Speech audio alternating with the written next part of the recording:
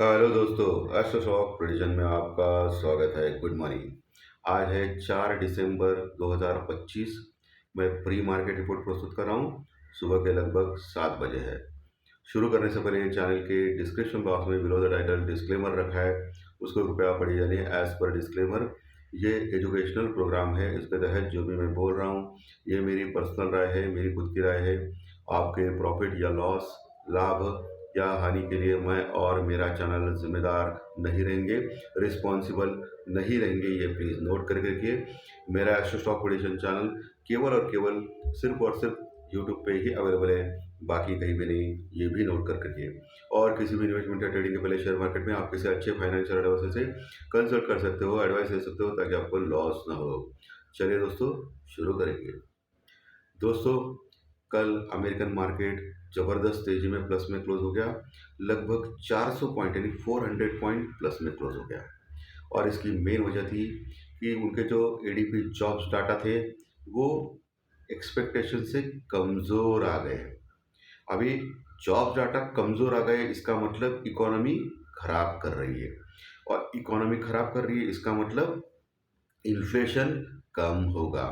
Inflation कम होगा, इसका मतलब अभी जो फेड की बैठक बैठने वाली है वहाँ अमेरिका में, जिसमें ब्याज दरों पे फैसला होगा, वो ऐसी आशाएं की जा रही है कि फेड ब्याज दरों में कटौती करेगा। और इसकी वजह से मार्केट तेजी में प्लस में क्लोज हो गया और दिन के हाईएस्ट लेवल पे क्लोज हो गया। और यही नहीं, आज सुबह डाउ फ्यूचर भी लगभग 50 पॉइंट यानी 50 पॉइंट प्लस में चल रहे हैं। हालांकि हमारा गिफ्ट निफ्टी लगभग 40 पॉइंट यानी 40 पॉइंट माइनस में दिखा रहा है। अभी सबको पता है गिफ्ट निफ्टी का नाटक, नाटक मैं बोल रहा हूँ। गिफ्ट निफ्टी अभी जो दिखा रहा है वो 8 बजे अलग हो सकता है, 9 बजे अलग हो सकता है। मार्केट ओपन होने के बाद कुछ अलग ही ओपन हो सकता है मार्केट। तो गिफ्ट निफ्टी के ऊपर मत जाइए, ओके। लेकिन मेन वजह इसकी ये हो सकती है क्योंकि इंडियन रुपीस जो लगातार गिर रहा है, lowest level highest highest level है ये, लोएस्ट लेवल का। यानी इतना न्यूनतम स्तर इंडियन रुपीस में कभी भी, यानी अपने पूरे हिस्ट्री में 90 के ऊपर क्लोज हो गया था, 90 के ऊपर गया था दोस्तों।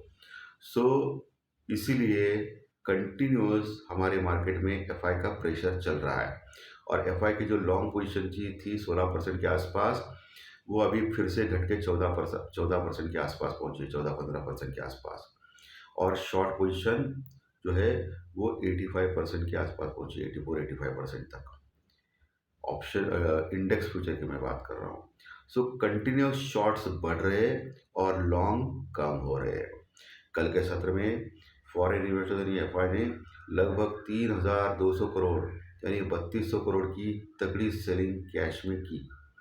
और वही हमारे जो डोमेस्टिक इन्वेस्टर्स भाई साहब हैं, म्यूचुअल फंड वाले, जो पिछले कई सालों से, सदी से कंटिन्यूस बाइंग कर रहे हैं, उन्होंने कल तगड़ी बाइंग की।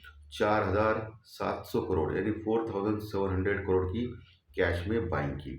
और ये पैसा हम लोग देते हैं म्यूचुअल फंड को, और म्यूचुअल फंड वाले बिंदास बाय कर रहे हैं, कंटिन्यूस बाइंग कर रहे हैं, क्योंकि इनको पता है कि मार्केट एक ना एक दिन ऊपर जाने वाला है। और एफआई ऊपर से सेलिंग कर रही है और इसी कश्मकश में हमारा मार्केट अटक गया है। मार्केट नहीं बढ़ रहा है, बढ़ने नहीं दे रहा है एफआई।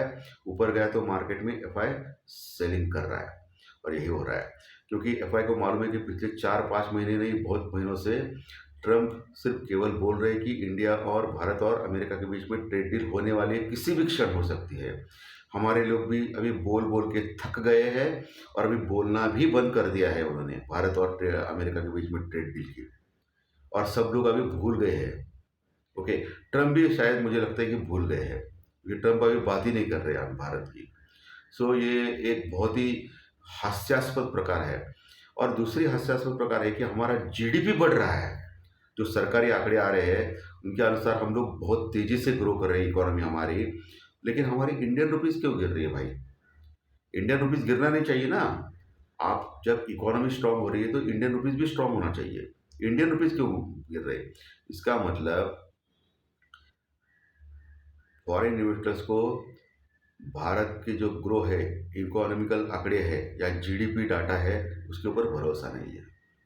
ओके। और इसीलिए लगातार इंडियन रुपीज़ वीक हो रही है, या बाकी भी बहुत सारे कारण हो सकते हैं, यही एक कारण नहीं है।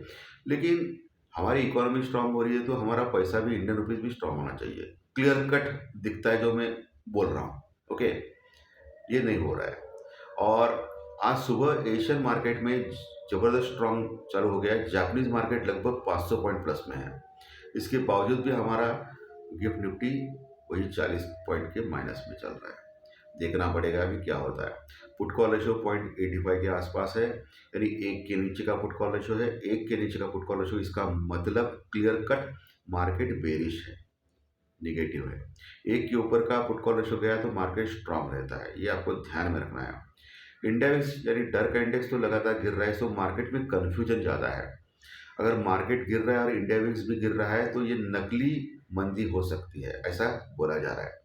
क्योंकि इंडेक्स अगर बढ़ता है मार्केट गिरने टाइम पे, तब ऐसा बोला जाता है कि टेक्निकल भाषा में कि मार्केट और गिरेगा।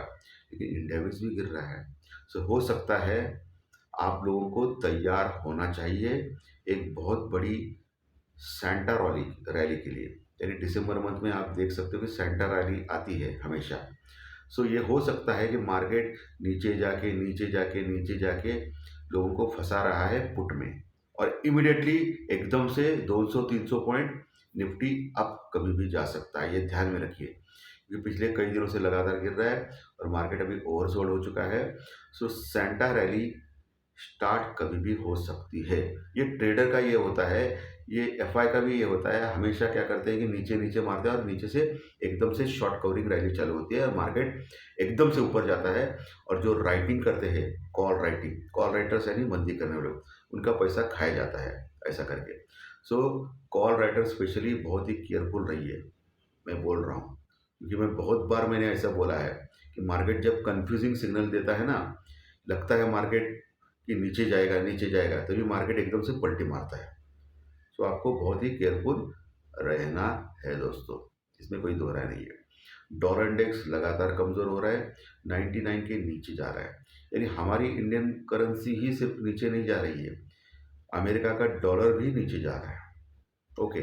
तो हम लोग अकेले नहीं है, दुनिया में कई सारे देश है जिनकी करेंसीज नीचे जा रही है। ओके। तो देखना पड़ेगा अभी आगे क्या हो सकता है। ब्रेंट क्रूड ऑयल वही है, $63 के आसपास टाइम पास कर रहा है। पिछले कई महीनों से, सालों से लगता है वही टाइम पास कर रहा है, $62 से $66 के बीच में। अ, और जो लेवल्स है जिसके ऊपर आपको फोकस करना है, उसके पहले मैं सेक्टर्स के बारे में बात कर रहा हूँ। सेक्टर्स में बैंकिंग सेक्टर स्ट्रांग लग रहा है मुझे, उसमें कुछ हलचल दिखाई सकती है। और कल अमेरिकन मार्केट में आईटी के स्टॉक्स नहीं चले, क्योंकि डॉलर इंडेक्स घट रहा था, तो आईटी के स्टॉक्स मामूली फ्लैट क्लोज हो गए, लेकिन डाउ जोन्स अच्छा खासा क्लोज हो गया। और यही मुझे लगता है कि इधर भी ऐसा हो सकता है, आईटी के स्टॉक्स थोड़े नरम पड़ सकते हैं और बैंकिंग के स्टॉक्स बढ़ सकते हैं। आपने देखा रहेगा, जब भी बैंकिंग के स्टॉक बढ़ते हैं तब आईटी के स्टॉक नरम पड़ते हैं, जब भी आईटी के स्टॉक बढ़ते हैं तब बैंकिंग के स्टॉक नरम पड़ते हैं। और बहुत कम बार आईटी के स्टॉक्स और बैंकिंग के स्टॉक दोनों बढ़ते हैं। कम बार यानी बढ़ते हैं लेकिन कम बार बढ़ते हैं। ओके। ये आपको, ये भी इक्वेशन आपको देखना पड़ेगा। और जब भी डॉलर इंडेक्स घटता है तब क्या होता है, मेटल के स्टॉक्स बढ़ते हैं। सो मेटल के स्टॉक्स के ऊपर आपको नज़र रखनी है, मेटल के स्टॉक्स के लिए, ठीक है। ऑटोमोबाइल स्टॉक्स, मेटल के स्टॉक्स, इसके ऊपर आपको नज़र रखनी है। और सबसे इम्पोर्टेंट जो है वो है सीमेंट का सेक्टर, वो भी आपको उसके ऊपर भी नज़र रखनी है, वो भी एक फ्लक्चुएशन दिखा सकता है। सो आपको केयरफुली ट्रेड करना है, क्योंकि पर्टिकुलरली मार्केट में कभी भी प्रॉफिट बुकिंग या कभी भी बाइंग आती है, या आप देख सकते हो मार्केट का नेचर ही ऐसा होता है, सभी जगह का मार्केट का नेचर ऐसा ही होता है। सो प्रॉपर ट्रेडिंग करें। चलिए, अभी जो 40 पॉइंट माइनस में दिखा रहा है गिफ्ट निफ्टी, उसके अनुसार हम लोग कहाँ ओपन हो सकते हैं? हम लोग ओपन हो सकते हैं 25,900 920 के पास, 25,900 920 के पास। वही इम्पोर्टेंट सपोर्ट रहेगा आज के दिन। 25,900 का अगर सपोर्ट ले लिया ना मार्केट ने, तो वहाँ से बाउंस बैक अच्छा खासा हो सकता है। 25,900 यानी 25,900 के नीचे जाता है तो फिर मामला गड़बड़ हो सकता है, और 15-20 मिनट अगर टिक गया नीचे तो फिर 25,800 850 तक जा सकता है, 25,800 850 तक। अभी तो क्लोजिंग है, आपको मालूम है 25,986 के आसपास, 25,986 के आसपास क्लोज हो गया था कल के सत्र में, लगभग 46 पॉइंट माइनस में निफ्टी। सो ऊपर का लेवल जो है 26,000 एक रेजिस्टेंस रुकावट लेवल रहेगा। कल का जो हाई है 26,050 के ऊपर का निकलता है, टिकता है, तो एक मेजर शॉर्ट कवरिंग रैली के चांसेस है, जो 26,120 तक जा सकते हैं बाद में, 26,150 और 26,200 250 ये रेजिस्टेंस रुकावट का लेवल है, वहाँ कॉल राइटिंग है, वहाँ से फिर नीचे आने का खतरा ज़्यादा है।